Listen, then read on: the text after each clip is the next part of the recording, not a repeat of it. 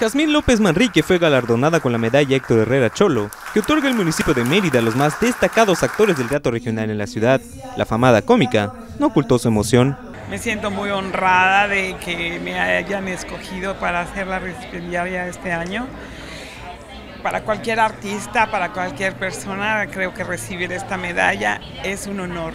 Pero que además esa medalla lleve el nombre de que fuera mi esposo, para mí pues es una cosa excepcional.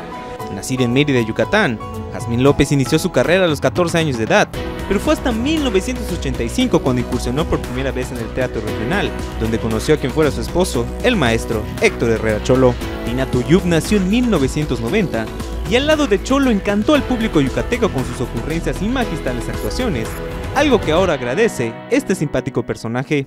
Tina Tuyub dice que a todísimo dar, que ella está feliz, que ya se habían tardado en dársela porque ella es muy presumida, pero yo no. En el 2004, Jazmín López y Héctor Herrera fundaron la primera escuela de teatro regional en el estado, la cual continúa formando a los nuevos valores de la comedia entre niños y jóvenes entusiastas, labor que seguirá desempeñando.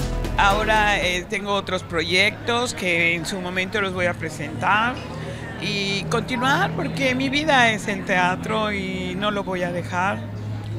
No sé, tal vez sea teatro regional o otro tipo de teatro, no lo sé, pero en mis planes está continuar enseñándolo. Para mí es muy importante enseñar.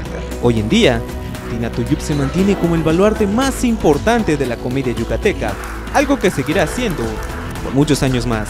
Con imágenes de Eric Martínez, Aarón Espadas, Azteca Noticias.